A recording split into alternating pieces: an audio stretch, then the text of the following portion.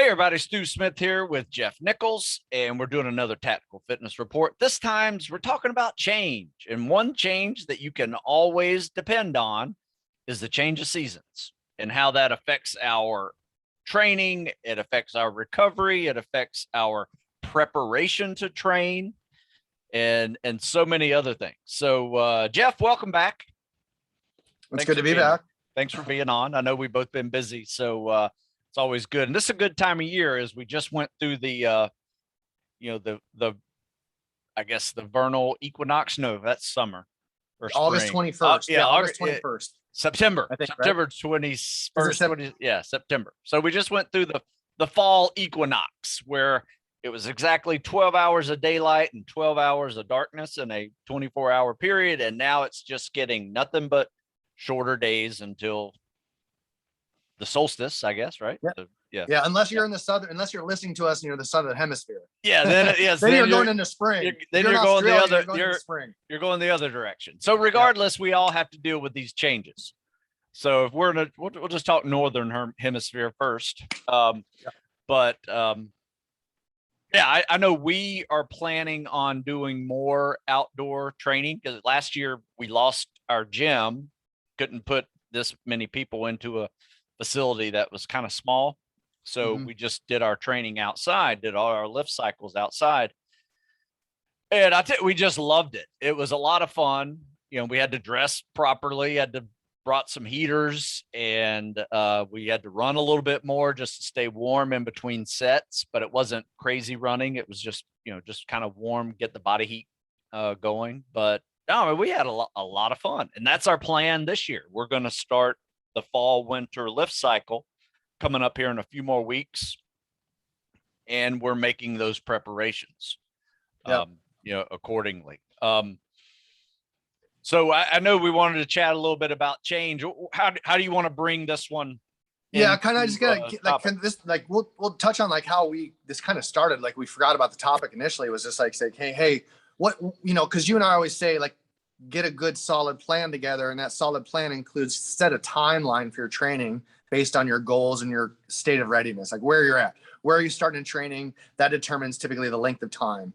And so a lot of times we say train for a year and a half, and that takes us through the seasons. Okay. And this kind of my thought was guys are going off to boot camp. I went October 1st. That's when I joined the Navy, October 1st, 2001. That's today. Right. So I know, boom. So there's a seasonal change and, temperature, and, I go there and I get sick and all these sort of things. And I was saying one of the best things for the immune system to do is in that year, if you have a really solid training system that's cyclic, that's, it's just whatever it is, whatever you're training for, in this case, special forces, whatever. But if you have that year in which you're training, you're experiencing all those changes in climate and shifts in darkness and cold, and you've allowed your body to acclimate through those natural changes that we don't have control over, right? That will further enhance our immune system.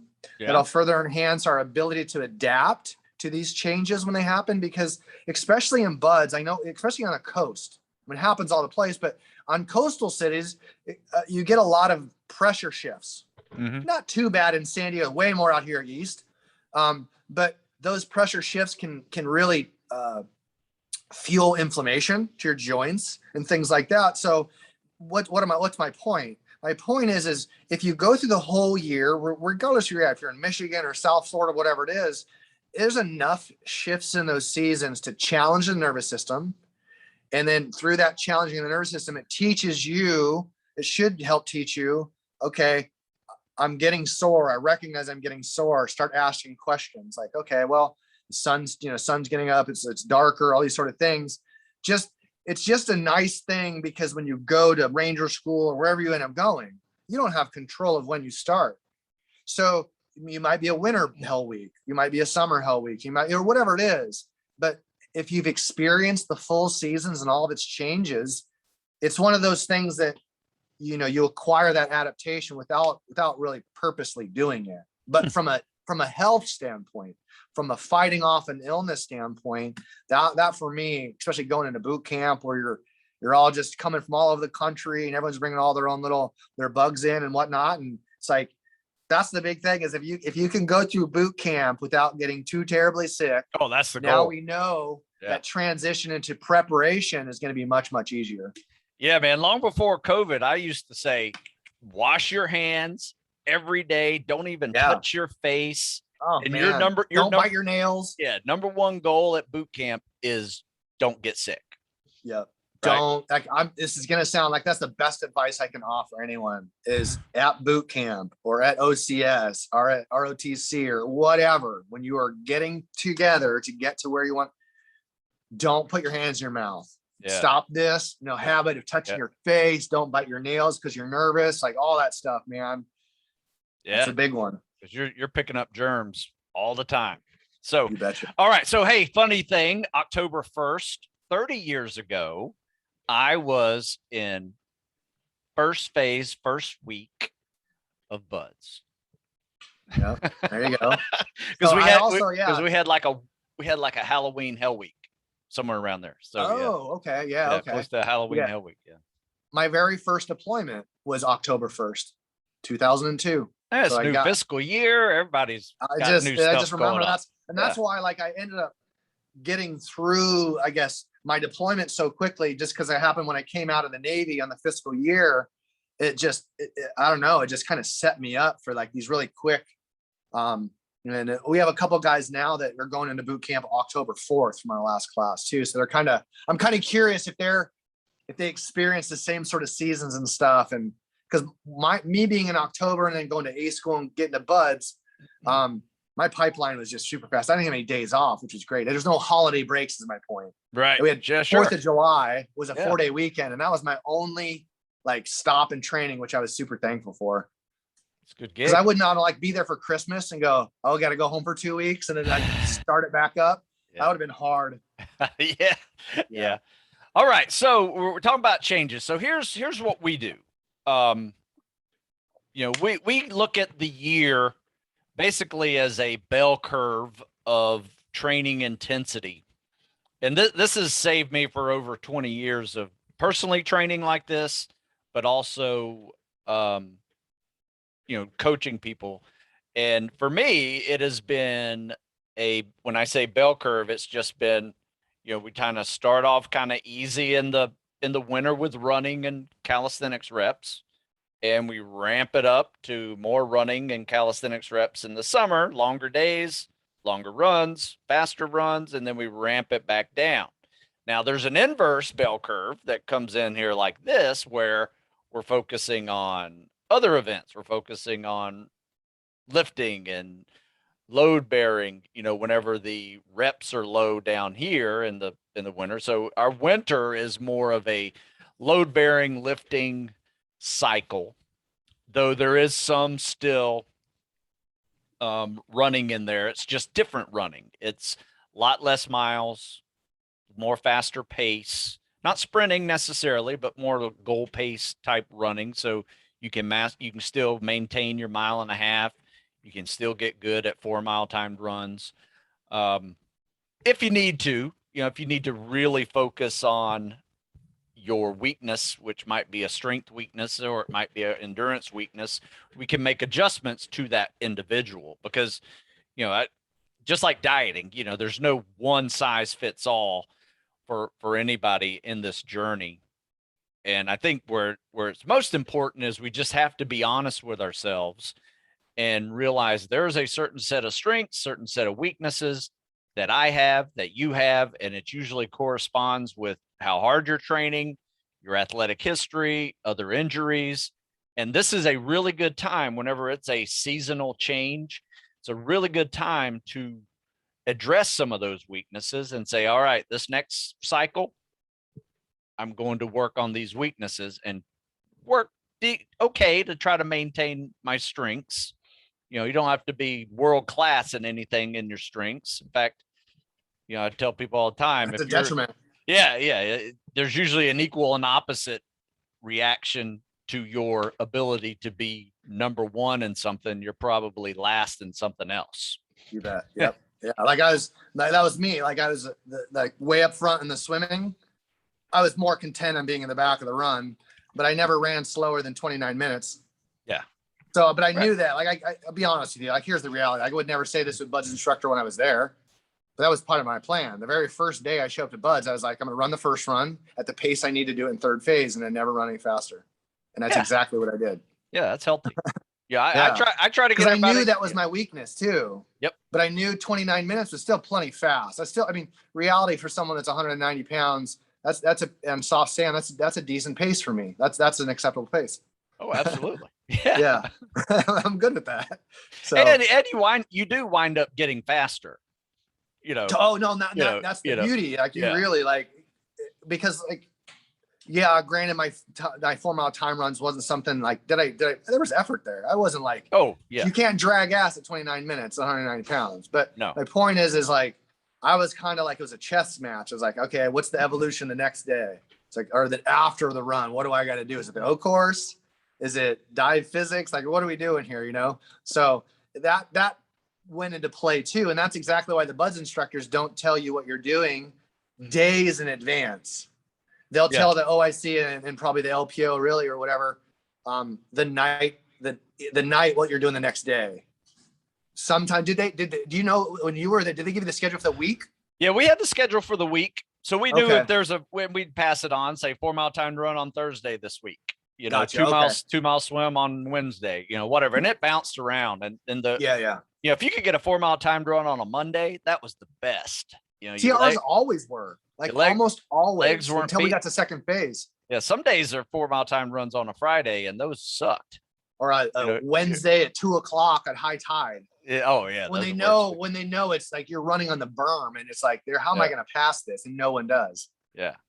So what? You know, once again, we're talking about all the different types of situations that make changes to your normal training, right? You have to be adaptable to this. And I think that's where Jeff was really hitting it on at the beginning when we were just talking about your ability to go through a timeline where you have these changes in your training, dealing with the cold, dealing with the heat, dealing with hydration, electrolytes, you know, especially in hot and humid environments, or arid environments. You have to deal with that as well. And, you know, fueling requirements that you need for different temperatures. Yeah, because if you've gone through the whole year of training like Stu, like Stu's latest training out, he's got a form, he's got a plan, you guys follow through it. When you followed through that, I really do mean this. I mean this literally. Anyone that follows it, we'll use Stu as a perfect example and his guys. When they've trained through his pipeline for at least a year, we'll say there should be a certainty for that candidate that whatever comes their way from a standpoint of environment, or, you know, I've had shin splints and got through them. I had some knee pain and got through it. Man, my shoulders were bumming, but I was able to work through it because I did it smartly, right? In a process. It is that process that for me, I believe that gives you that emotional stability when you get there. Like, man, I've been through this. Like, I've been harder stuff. Like I've been colder. I've ran when it was colder. I've done these things. Maybe not truly under the context of Buzz, because that has its own sort of added fright to it, we'll call you. But it is something, especially after a year, you should be able to go to Buzz and go, well, there's really nothing that they can throw at me that I can't do physically, unless they set the parameters up where you're going to fail anyway. And that's okay. But that's part of the game. Yeah. But I do believe it's like, you know, the biggest struggle is like the guys that are physically can physically handle it, but that doesn't at all necessarily say that they can emotionally handle it. But if someone is willing to go through a year of training where they have to have focus, they have to have some intent, they have to show up every day, they have to, all those things that we say are intangibles. Yeah. You acquire those intangibles and you reinforce those tangibles through a year of training. Yeah. Right. And that's oftentimes too, is because like now we look at sport. That's why you see a lot of college athletes that acclimate to the training so fast, because they got out of college and they've been playing year round. They've been in a training cycle of some sort year round. So it's not that unfamiliar to them to get into it. So when Stu and I say to a former college athlete, hey man, it's going to take you maybe, 8 months to a year, depending on where you came in. To them, it's not like, oh my God, 8 months. It's like, oh, okay, I understand that structure. And that's what we want you guys to do, is like, it's Buds and Ranger School and all these things aren't just about like can you get physically prepared and are you emotionally ready? Really, it comes down to me is like, you're not physically prepared and you probably can't be emotionally ready unless we know you've gone through that year of training. There's no guarantee, but anyone that's really willing to put their ass out there for a year to 18 months in preparation for something, there's much more of a likelihood that there's going to be success. I would say that pretty confidently. Oh yeah, absolutely. And, I'll be honest with you too. There aren't many, if any, gym workouts, let's say 30, 45-minute lift workouts that are going to prepare you for a day of spec ops training. Agreed. There's not a 50-mile-a-week run cycle that's going to fully prepare you well for a week or day of spec ops training. They all have to be involved in a way and balanced in a way. Yeah. So you are maximizing your strengths, but you've also turned your weaknesses into more of a strength. Yep. That's less of a gut check. Yep. Right. And, that does take time and being honest with yourself of understanding this is my weakness. I got to fix it. If it's a swimming technique, let's say you're a great runner, got good upper body strength. You've been lifting for a year, but your swimming still stinks. And then you go swimming and you say, dang, man, I can't even get across a pool without being winded. It's a whole different type of conditioning. Yeah. Your running ability at a 5-minute mile does not translate into swimming ability. I've seen 5-6 minute milers come into the pool and just get crushed. Then they get their technique better, and then they realize, okay, I was wasting way too much energy in this. So there's a lot of that where you can, take this time, learn the technique, get in condition for that element, but also eventually that technique is going to kind of override your conditioning needs. Because I see 80-year-old women lapping my guys, in the pool, they're just cruising. Super efficient. Super efficiency. And, they're basically walking in the park. Their heart rate is probably that of a walker, that they've gotten so good at their technique. And that's kind of the goal of spending some time. And that doesn't always apply. Not only applies to swimming, it applies to everything else. Your efficiency and movement and everything is learned best over time. Like you can't just build up to, let's say, 40 miles a week of running, and then go, right? You need to have a stable, conditioning level at a certain, let's say 20 miles a week for a couple of months. And then, maybe if you want to up it a little bit more, that's fine. But here's the problem with keep on upping it more. And I get this all the time with 50-mile-a-week guys is, how many of those miles are 9-minute mile pace? Are over the pace necessary for the course, right? Yeah. I mean, you're just getting good. I understand building a aerobic base. I get that, but you already have an aerobic base. Why add 20 miles to your week of 10-minute miles? Unless you're putting on a ruck, And the surest way to run slow is to train running slow. Yes, absolutely. That's the guarantee. It's like, what does a door stop do? It stops a door. Okay. What does running long, slow distances do? It teaches you to run long, slow distances. And that's the thing, is that people that's where I'm so baffled. I'm so baffled by these things. And as much of organizations just given arbitrary stuff, like, run 40 miles a week arbitrarily. Like, that has never worked. Yeah. It's never worked in sport. It will never work in sport. And there's no sport in the world that is more difficult in its selection than military training, specifically spec ops. So if every major university and professional team in the world, right, trains basically within a conjugate, right? They don't do linear, long linear training. Like this, I can say this very confidently, that any athletic franchise that's amateur or professional in the world, right? They don't do more of something to achieve a goal. They work. And that's what we're saying is, like, that's why so important that you hear what Stu is saying. Your training has to be cyclic. Why also? It's like, because you only have 3 energy systems, only 3. That's it, right? And you're only developing on those 3 energy systems. And each one of those energy systems has its limitation of stress. Like they can only be stressed out so long before they inhibit the other energy systems. And that's what we're doing is like Stu and I as coaches, we recognize that there's this trend of when you do something linear, like maybe you run for 6-8 weeks, that's linear. Like what I mean by linear is this, let me define this better. Linear means you're either gonna, each day you go into the gym or the track or the pool, you do something either longer or harder. You think that every single time I'm gonna do it longer and harder, longer and harder, longer and harder. Just keep acquiring more and more and more. That's linear. A nice steady percentage rate progression. Yeah. Boom, boom, boom. That boom. works Everything for gets a harder. very short period of time only. And depending on energy systems, sometimes it works for 6 weeks, sometimes it only works for 2. The point is they don't last for 8, 10, 12, 15, 20 weeks consecutively, which is why we're saying if you want to develop yourself holistically as a whole soldier, warrior, whatever, Marine, SEAL, whatever, it's no different than when you get to the teams. It's like, we don't just do skydiving indefinitely.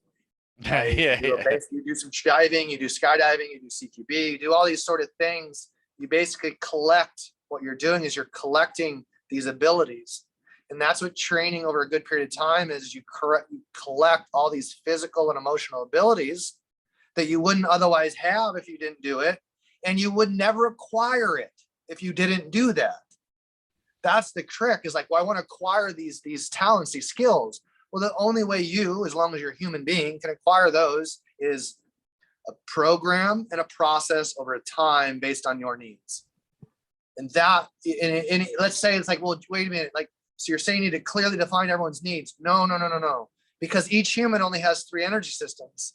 Yeah, you might find people that need to develop their energy systems differently, right? Well, they say, why? Well, then why don't you train them? Why is Stu doing it? You guys do it cyclically. Well, because that's the stress. It's like, let's say this runner needs to improve on his strength, but the group isn't on it yet.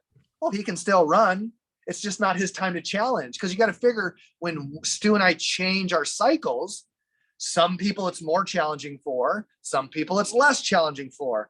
And that's why we say go all year round, because, you know, this 3-month winter cycle is really going to be good, easier for your guys that have some experience in the weight room, sure, and load bearing, right? Whereas the guys that are coming to see you right now that just got done with cross country and they've never had a load bearing, well, it changes the things a little bit. And it doesn't say that the guys that have weightlifting experience, it doesn't benefit them. No.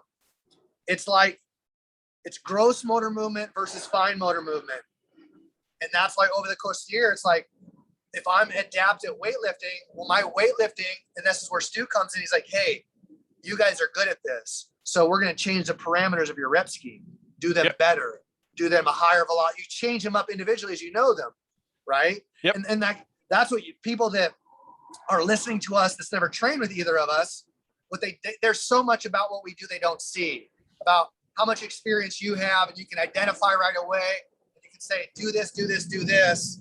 And you're like, well, wait a minute, those guys aren't doing it. It's like, yes, but we're in the training pipeline now, and now we can make these tweaks.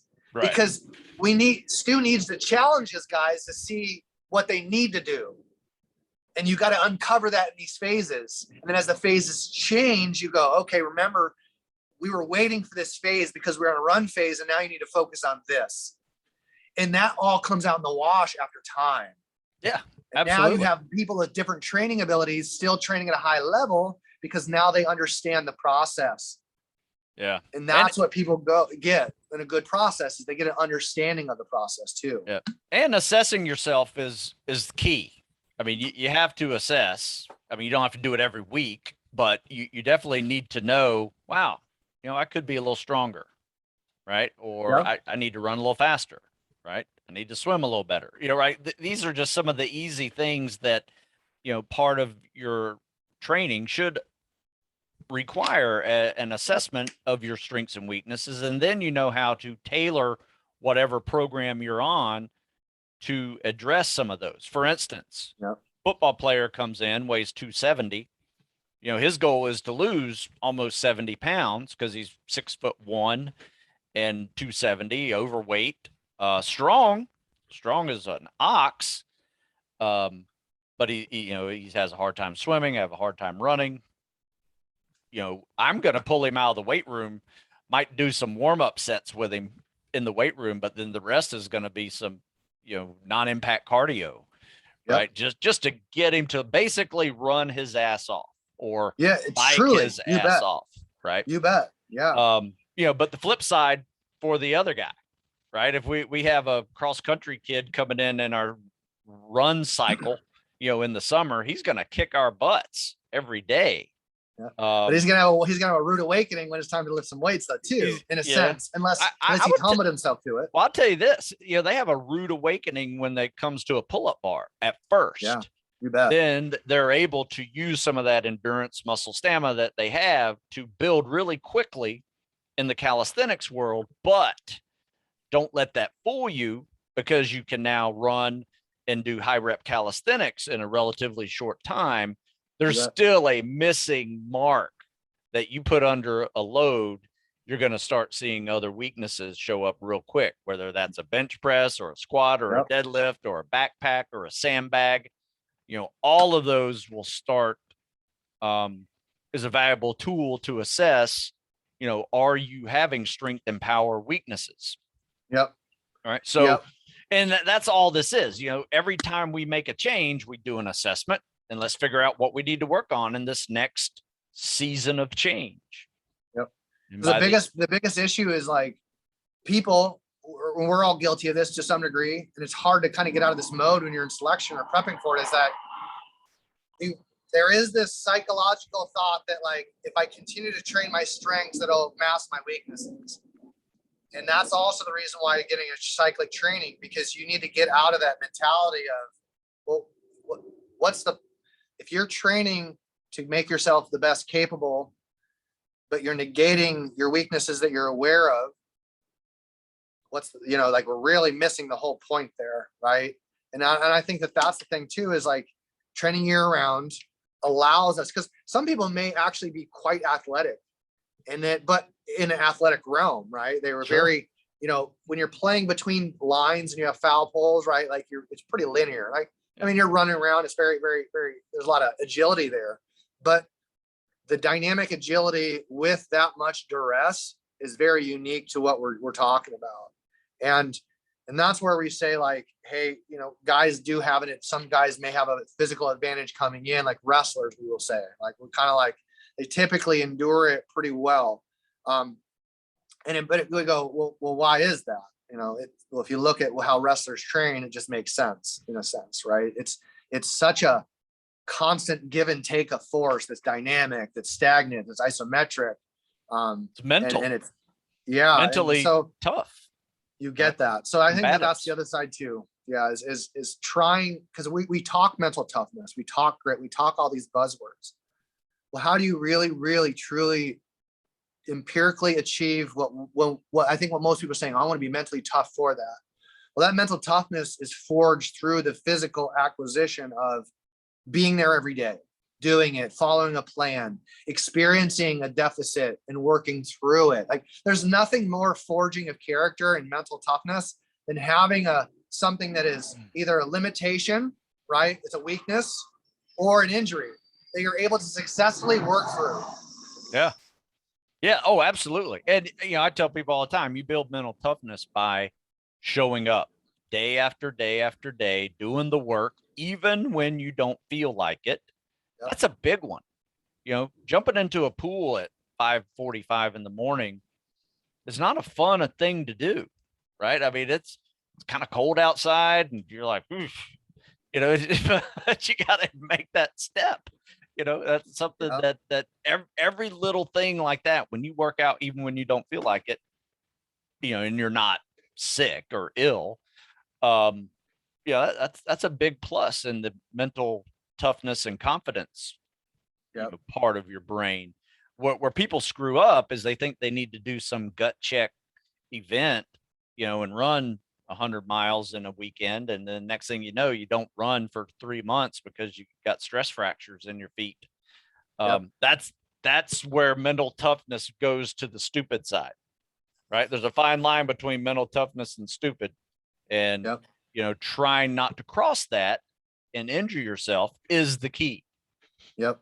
Here's the reality too, is like, I'll say this, it only works in some regard, I guess. And it's kind of an amoebus thing, but I'll use myself as an example just to paint a picture of what I'm talking about. Just, you can use a bunch of things, but prior to the Navy, when I made a decision to do it, like I grew up in Iowa in my house, my parents' house basement. It's cold. It's really fucking cold in Iowa, right? In the winter. And I remember when I made my decision, year out, year and a half out. So again, I had to go through the seasons, train through the seasons. And I was visiting my family in Iowa, and it's still to this day, I get up in the middle of the night between 2 and 3 a.m. to go to the bathroom. So what I got in the habit of doing for me, because I knew that this is good enough for me, and it's good enough for anyone if you're actually willing to make the choice. Like Stu saying, it's cold, get in the water. I didn't take cold showers, but when in the basement where my room is at, it'd be cold in the winter. I get out of bed. The last thing I do is get out of that warm bed. Yeah. Get out of bed. That's a big moment. Yeah. That's a big moment. Put myself emotional, really deep visualization where I get a physical response. I'm standing there and going, there will be a time in the very near future when this is going to happen. And you're going to be asked to get in cold water. You're going to ask to go for a run. You're going to think of how you feel and how tired you are, how cold you are. It's you're going to be asked to be in this state and go do things they're unthinkable. Go run 4 miles, go swim 2 miles, go just be in this water until you go hypothermic. I did that every day. I didn't jump in a cold shower, but I just thought, hey, this is something I'm gonna have to do. Am I willing to do this? If I had to do it right now, could I see myself following through with it? You bet. And I just every day, every chance I woke up that I was tired. Every time I was a groundskeeper at a hospital, I'd be like, fuck, I'm so tired. It's okay, well, this is a state I'm going to be in at some point in my future. Is this something I'm really willing to go through?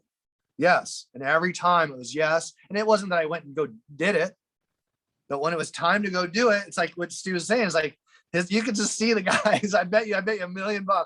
When you get in the pool, everyone gets to change, and you have some guys that are just left looking around going, I'm going to get in the last possible second.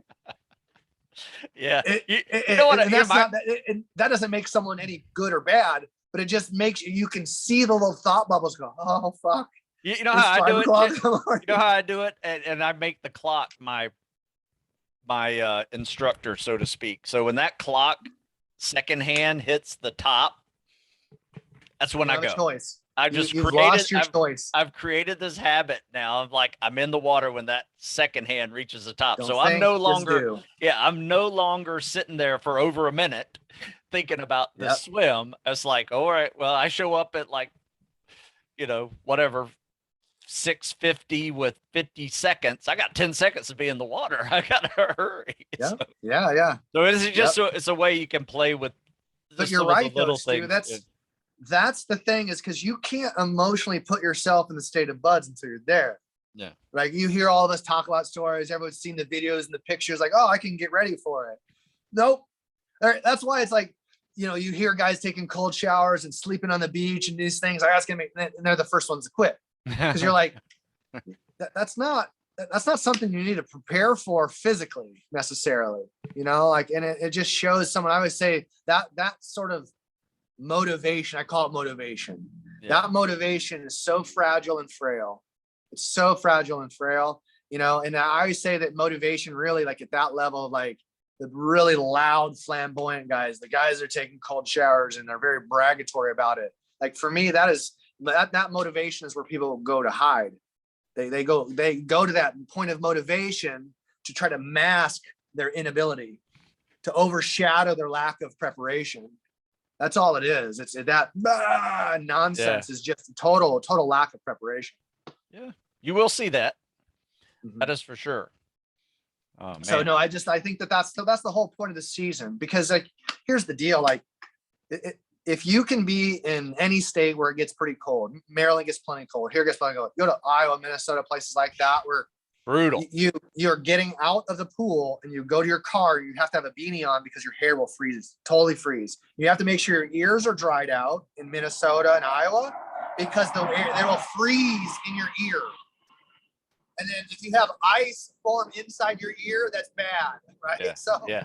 So there is a different animal, and you step out, and it's Maryland, and it's snowing. You're like, holy crap! And it's that wet, terrible snow that we get here. And then you're like, and the pool deck is cold. There's a draft. Somebody opened the door, and there's a draft coming in. And you're just like, oh my god, this is terrible.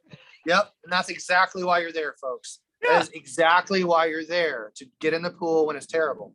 Yeah, and you're right. You know, going through the seasons, you're going to be able to experience some unique events. You know, now obviously this depends on where you live. You're down in southern Florida, your chances of winter are very slim, but there are ways to get cold, right? You stay in 80-degree water for long enough, you will get cold.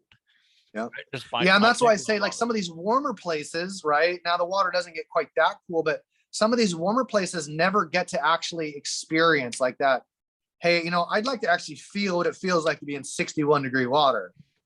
Like, I've been in really fucking cold water before, and not just in the Navy, but like in Iowa, you know, kind of like I lived off of a river, and we'd like jump in the river in the ice, kind of silly shit. You know what I mean? Like, that's what we did as kids. So I'm just saying this because it's like, it's a real good opportunity for people to train over good duration, acclimate to all these things that they may not realize are important.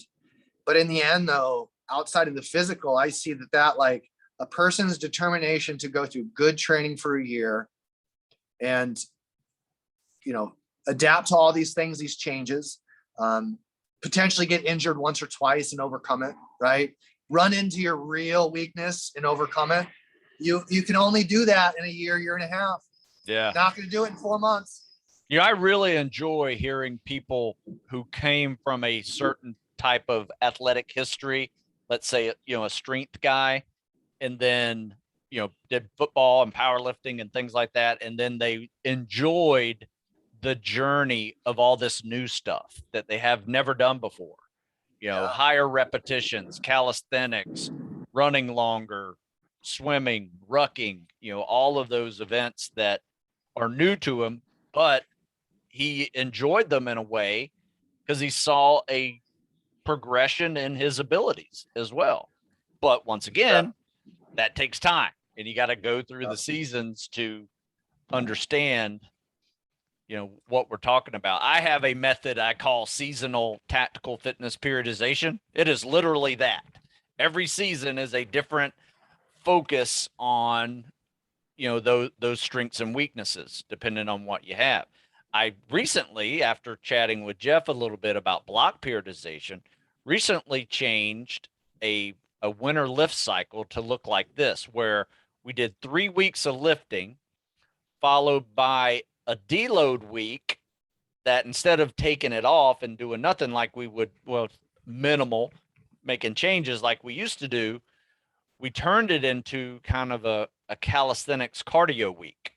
So our deload week was focused on calisthenics and cardio, not high rep stuff, not high mileage stuff, just a little bit more than we were doing in the previous 3 weeks. And we just did that for 16 weeks. And it was a really fun way to do it that broke up the monotony of just lifting.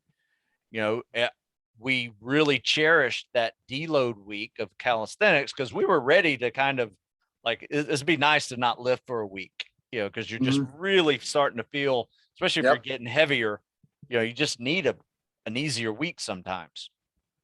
And we saw people PRing on runs. You know, we were doing short, fast runs, so they were getting faster. They were getting better at their push-ups and pull-ups. You know, I mean, it was just a really fun method that I had not done in ever, you know, over 20 years. I came up with this idea of block periodization and just understanding the process. And, you know, Jeff is a big fan of it. Because I was having really long strength cycles. If you do a whole winter, I mean, that's 12 to 16 weeks of a strength cycle, which, you know, there's some time in there where you just don't improve anymore. Right. And you have to take these little deload weeks or change it up to a point. And this system of 3-in-1 worked really well. Turned a 12-week lift cycle into a 9-week lift cycle with 3 weeks of calisthenics cardio thrown in the middle. And that was effective.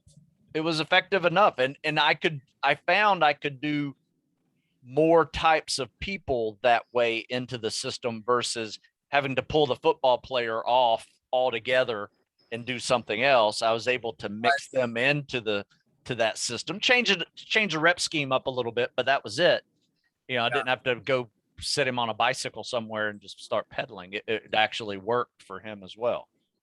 Because that's what this timeline allows you guys to do, is because we're trying to maximally stress you and then have the time for you to adapt and heal. Like that's, if the timeline is too short, your margin of error is it's great, it's bigger, right? Yeah. Because the mistakes then are too hard to overcome in a short window, because then you need time to allow for those mistakes to heal. We'll say mistakes, training mistakes, which now, if you go through a training cycle without making mistakes, you didn't train hard enough, I think. And so I don't want people to say like, well, wait a minute, like, should I not have any of these issues? Like, yeah, like I would expect at least 3 or 4 things in a year to come up that you have to overcome, right? Not just get better, get faster. You know, right. You're going to find a lot of underlying issues because of the volume you need to get to the issue. Be some plateaus and all that. And again, and changing these cycles allows not just for the body to just break up the monotony, which is really probably I agree, is probably from the psychological standpoint, it's the most important. But the other side, again, allows the body, what you're saying is the body can still train pretty hard, but if you change its stimulus, the input, it can heal and adapt the other ones. Yeah. So you have a new week coming up, a new cycle coming up. Explain a little bit about what you're planning on doing with the groups that come to train with you. Yeah. Yeah, we have our group. Our group is showing up on Sunday. For our training starts Monday for 6 weeks. And that's, ours is, because I don't have them for that much of a duration, we kind of do it in 2 week swings. Got a jet flying over. Yeah, freedom. So, yeah, exactly. So what we do is kind of, in the time, is our goal is that we treat it like more like but I look at it like a classroom. It's like we have 2 week cycles that we rotate through. One are focused on movement, hypertrophy, healing tissue and whatnot. Because at the end of that 3rd week, we have our PT come in, right, from Canada. And then we work on strength. And that varies. It's like, it's load, right? It's stabilizing the load, and it's not necessarily heavy because a lot of it's time under tension, right? Yeah.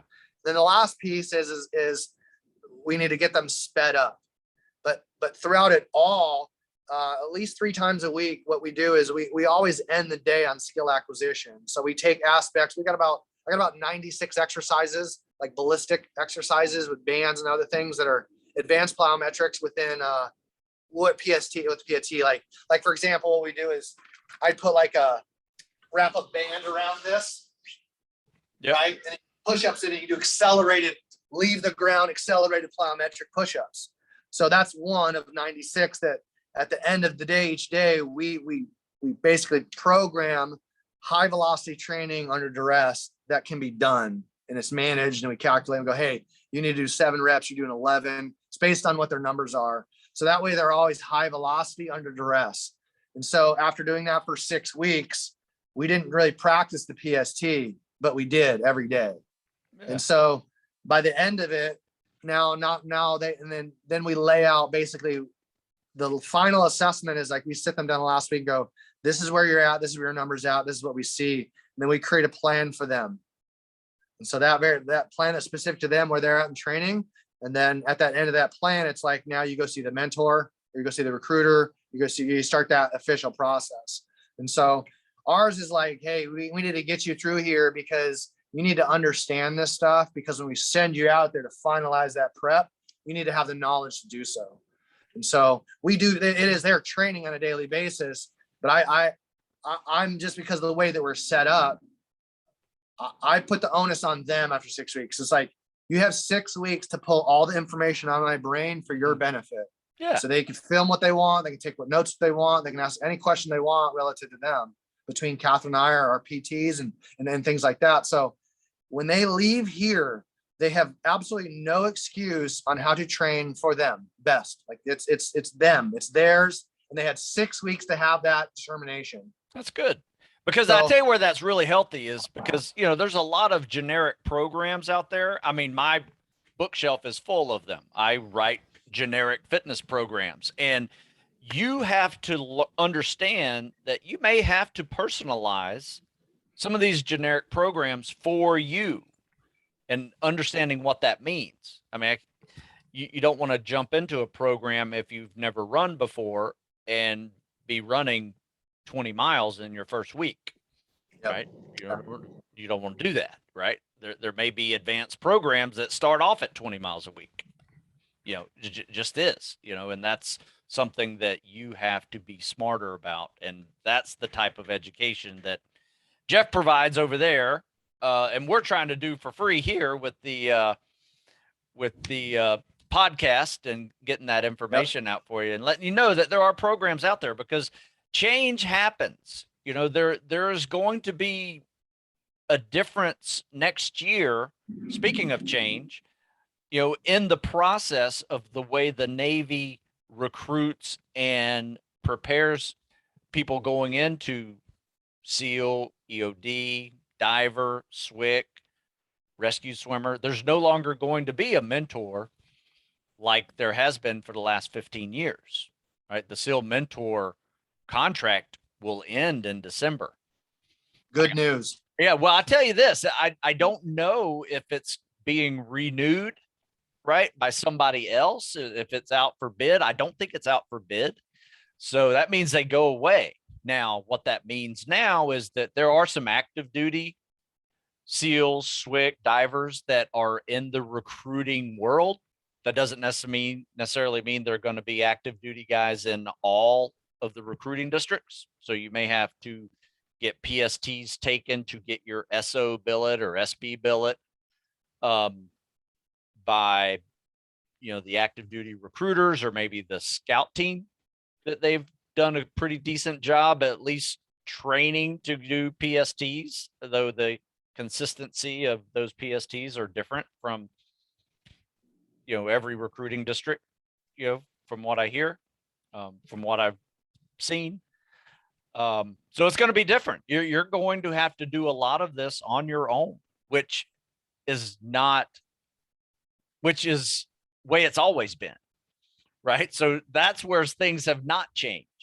Where people make it through this journey is they have done so much training on their own prior to joining the Navy that all the Navy has to do is PSTU and get you qualified to go do your job of whatever that is, whether that's ASVAB scores and medical clearances and all of that. That's all the admin stuff. Everything else is up to you. I mean, boot camp is not going to prepare you for the next level of spec ops training. Boot camp will do just the opposite. I mean, you're going to get out of shape at boot camp. So just prepare for that. And then you probably won't even take your first PST now until you're at Bud's Prep, which has also moved from Great Lakes over to Coronado. Yep. So there are so many changes coming on. It's not just the seasonal changes, but you're going to see some changes within the recruiting process. But there are some things that don't change, and that's your ability to train and the necessity for you to train, you know, and be well prepared long before you talk to a recruiter. Because just you just don't have enough time. Right, Stu. Yeah, you're right. Because at the end of the day, folks, the people that are going to prepare and train are going to be the ones that prepare and train, right? Now I think that's what I look at big picture here, and I go, well, clearly after all that time, that mentorship program did not prepare and train the way that the Navy anticipated it. Probably, I will say that. I would say it got PST scores higher. Yeah, potentially, you know, or you got more people taking PSTs. You know, like who knows at this point? You know, but I look at it and go, I think it's necessary to put the onus on the person. I really do. Oh, absolutely. And I think this does a better job of that. Yeah, I'd be honest with you. I don't think the Navy or any military branch for that matter has a streamlined approach to prepare you for special ops training. I'll say the non-PC way. I would bet my reputation that there's not a single person in the United States military that is capable of doing it properly. I will say that straight up. I'll Well, say that about the Navy. I'll say it about the Army, Air Force, and everyone. There's no capability, one. yeah. No one. There's no. I don't. That's my own. Again, here's my point of frustration. It's like we got rid of the mentor program, and now we just place people in there that still are incompetent, right? Or don't know enough. Like it's like, why are we having people that don't know how to train people for the most difficult training in the world? Like, it's unthinkable to have somebody that's unqualified train the Yankees. Well, you got to think about the mission of what they're doing. They're not trying to prepare you for buds. And that's what people have to realize. Their job is not to prepare you for buds. It's to test you to see if you meet this standard, and then you're off on your own. That's it. I mean, there's no preparatory process in, let's say, the training pipeline, so to speak, that prepares you for special ops in the regular military. Like boot camp doesn't do it. And now, if you start going into the prep program and you start going into buds orientation, yeah, I mean, that is a progression that's going to start doing it, but you're only looking at like 2 months, right? That's all it's going to do. It's going to get you back into shape from being out of shape from boot camp. Right. I mean, that's the goal of those 2 months. But there's nothing in the process of joining the military. Let's say you join the regular Army or regular Navy. There's not a pipeline that gets you to that. Now, there are jobs. Yeah, there's not a physical preparation pipeline. There's not. Agreed. Yeah. There are jobs that can progress you over the years. Like if you're an Army guy, then you want to go through airborne training, and now you're in the 101st Airborne Division. Do that for a tour, and now you're like, hey, I want to go Rangers. Whoop. You go up to another level. You go to Ranger training, right? Well, maybe I'll try Delta or SF. Whoop. Another level. So, I mean, there are career progressions like that, but that, once again, each one of those depends on your preparation for all of them. Yep. So, it'll be interesting. Again, it's like, I get it. The military and law enforcement wants to take care of everything in house, as they should. They'd want to, right? But again, I go back to it and go, if physical preparation is the limiting factor, right? Because that's what it is. The physical, because the Navy wouldn't have had this program running for 14 years if they didn't think they needed to prepare people, right? And so now it's unthinkable to not prepare people with a firearm, with a competent firearms instructor. I just don't understand why the Navy, at the very least, and I mean this with absolute respect to you, how is the Navy has never reached out to you and said, hey, Stu, we would really like to have you take a little oversight in this. And all in this reason, because you've done that for the Navy. You've done it for the Academy for years. You've supported it. I can't wrap my head around why the Navy hasn't gone to the most successful coach in the history of our military, training spec Warren U. It blows my mind.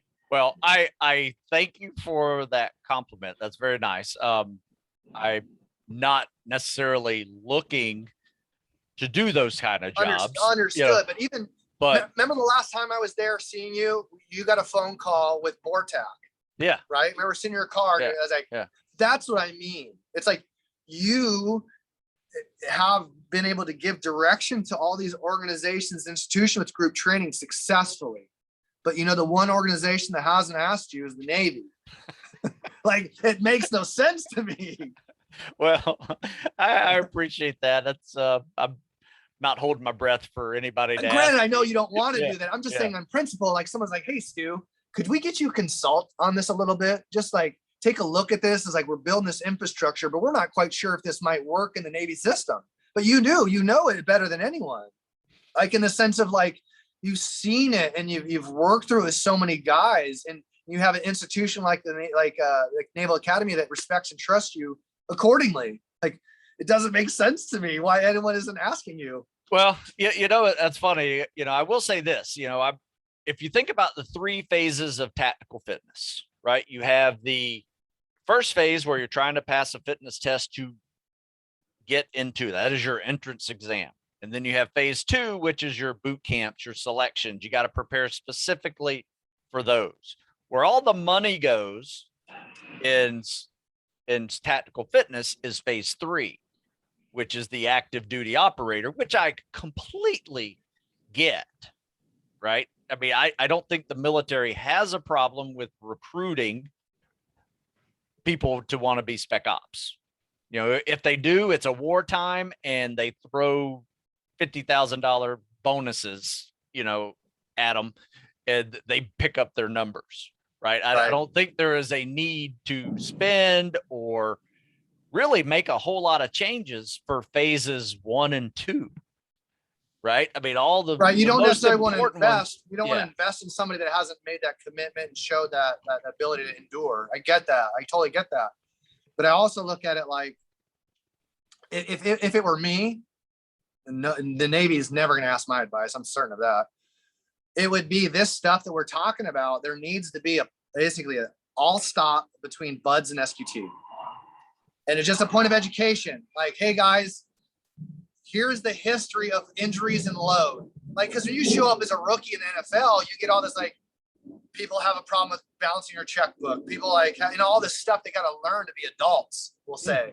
True. The same thing. It's like, we need guys to go, hey, we put all this money invested in you as an operator. We expect you to potentially spend, you know, the average SEAL is probably spending eight years in the Navy, which is pretty long for average enlistment.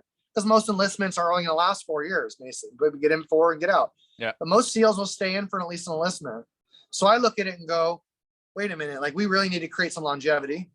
So how are we going to create longevity? Well, it's the same way we would teach them to shoot. We need to create the foundation of understanding that gives them the knowledge base to go be snipers and all these things. That ability to become a sniper will never happen if NSW doesn't teach them so well. Like NSW, in my opinion, probably does the best shooting instruction in the world. Like, am I biased? Of course, but I also know the competence of the command. So my point is I look at it and go, the capability is there. The benefit would be there. The only thing that's not there is like, well, we have all the shooting instructors. We have the skydiving instructors. We have the guys in building demo. We have all the guys doing boats and motors. We have all that subject matter expert, senior enlisted officer corps. That's always there. But what the Navy does not have, the Army does not have, is a professional sitting there going, hey, let's assess the physical to enhance the skill.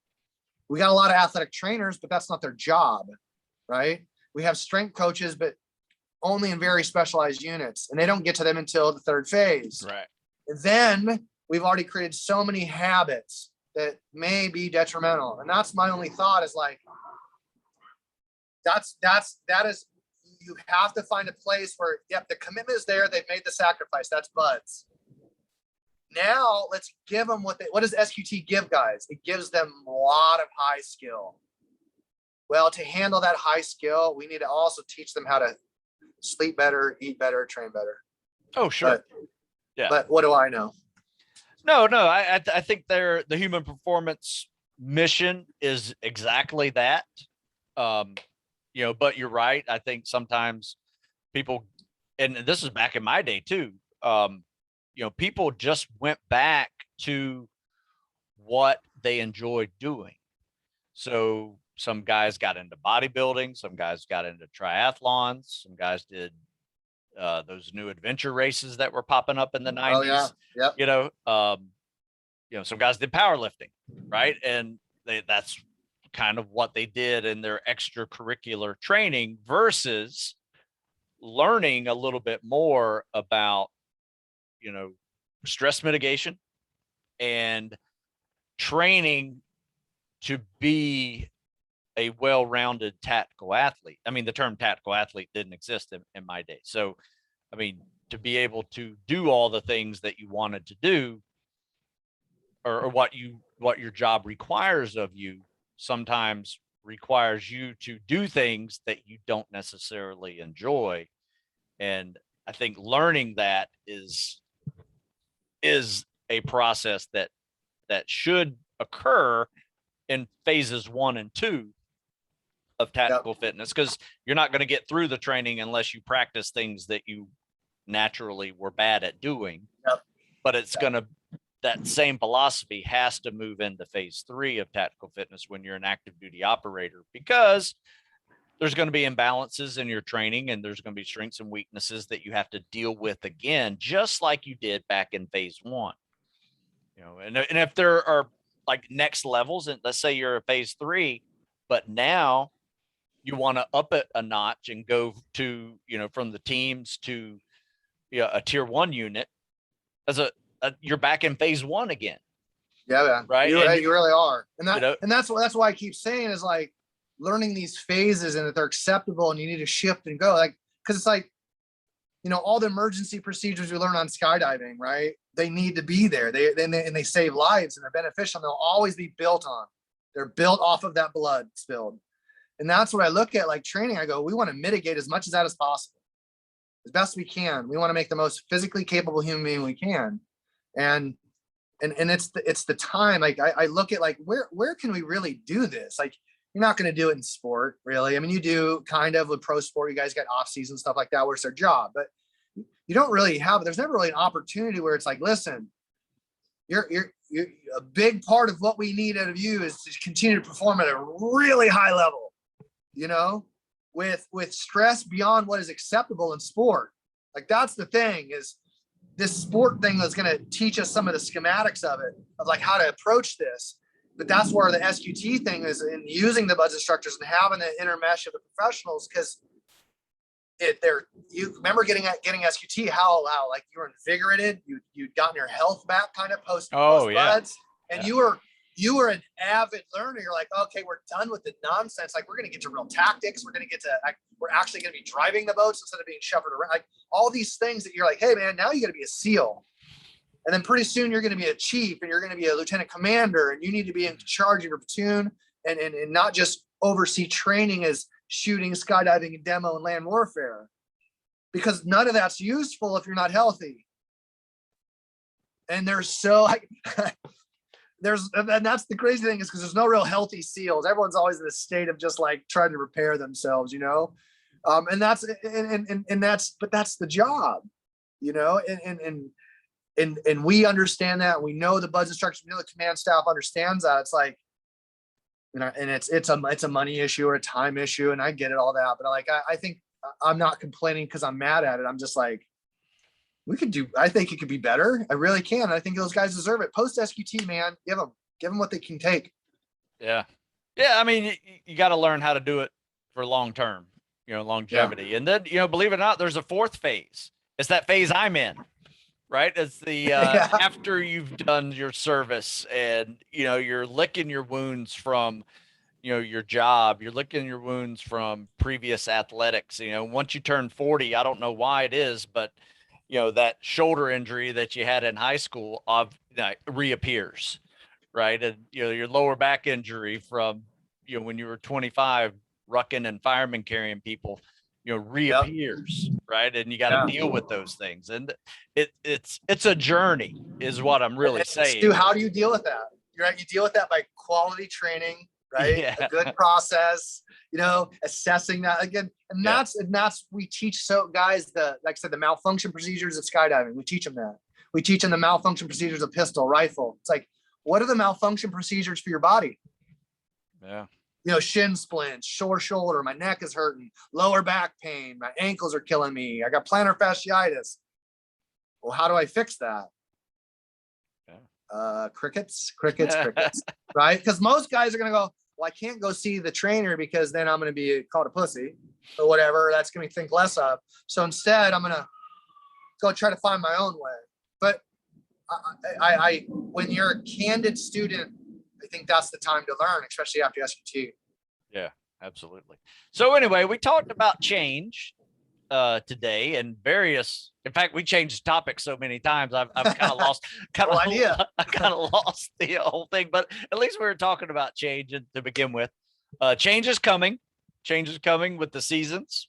Get ready for the cold. One thing I like about the transitions from, if you're still running a little bit outside and it's starting to get cold. One of the big things that I have found that was really helpful last year, because we ran throughout the winter outside, or lifting outside too, is that, whenever you go for a run and you've been running inside for a while, then you go outside and now it's like 35 degrees for your first time running in a while, and you get that really cold inhalation that is no fun, hurt your nose, hurt your throat, lips are chapped, all those things. But when you progress through it, and you go from 60-degree runs to 50-degree runs to 40-degree runs to 30-degree runs, the transition is there, right? You slowly transition into colder air, and it's really easy to handle that versus going from 65 to 35, on a beat of a dime. So that's something that, stay consistent through the seasons.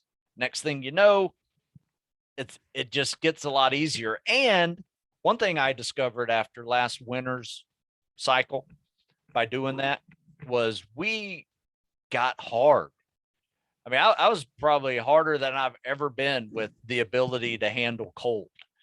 Like, it was not even a big deal anymore. There are guys running in t-shirts and, 35-degree air, which would normally, I would be bundled up and breaking a sweat, bundling up. So your body gets used to that, and it can create, it can burn some extra calories to keep you warm, but it doesn't do that unless it's exposed to it. So, train year round, folks. Yeah. You can experience those things, and then you don't have to try to be acclimating to cold weather, right? Yeah. About the only thing I change typically in the winter, like that's like really worth mentioning is in especially the northern states where you do get a lot of snow and ice. If you get a lot of snow in places like you live like in New York and the Adirondacks, you should get yourself a pair of snowshoes, truly, or learn to cross country ski. If you live in really cold weather like Minnesota, Iowa, North Dakota, South, whatever place like that, what I typically do is get a nice good pair of hiking shoes, and you can buy even like the really, really streamlined little spikes that go over your shoe on the bottom. Yep. Ruck. I switch over to rucking.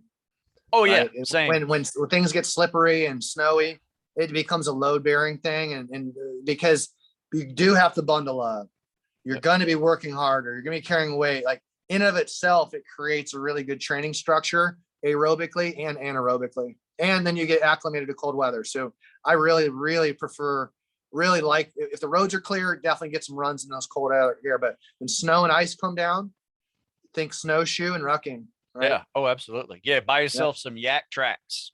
Yeah. Yeah. Remember those? Yeah. Just put those right over your shoes. Exactly. Yeah. And the gaiters, get some gaiters, right? Or get an old sweatshirt, cut it off. Okay. Leave the wrist thing on of the sweatshirt, slide that over your foot off your leg opposite. Huh. Right. And then that sleeve or that will be backwards with the cuff here. And then it goes over your shoe, and you can just tie a piece of string around it. And now you've got a spat. So we used to do that, like kind of makeshift in Afghanistan. Like, shit, I didn't bring my stuff. Just cut your sleeve off real quick and slide it over your leg. And now you've got a gaiter. Oh yeah. So it's the kind of things you can do to like kind of just, and I think that the winter is the time to really adapt and overcome like those sort of things and see new challenges that you wouldn't have in the summer, Yeah, so that's a really good I'm point. a big believer in training cold. No, I love that because what do most people do in the winter? They quit training. They quit training. They watch football. They watch football 6 days or 5 days a week, however time it comes on, and they just eat and drink, and it's just like you wonder why you gained 20 pounds over the winter.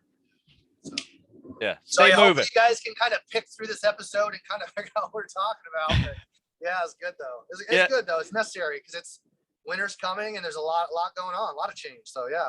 Yeah, a lot of change coming on, and changing the community as well as changing the seasons, and you just got to be adaptable.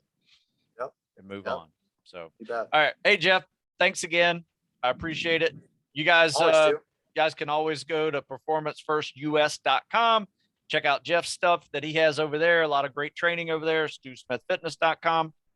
Come over as well. Balance the two somehow. Yep. Find one you like. Go with it.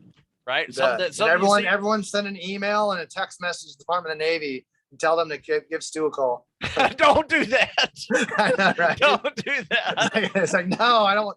Because quite frankly, it's like, I don't want to work for you. It's like, phase 3 guys, they spend all their money on phase 3 guys. That's where the money belongs. But I appreciate that. You're being too kind with your flattery over there.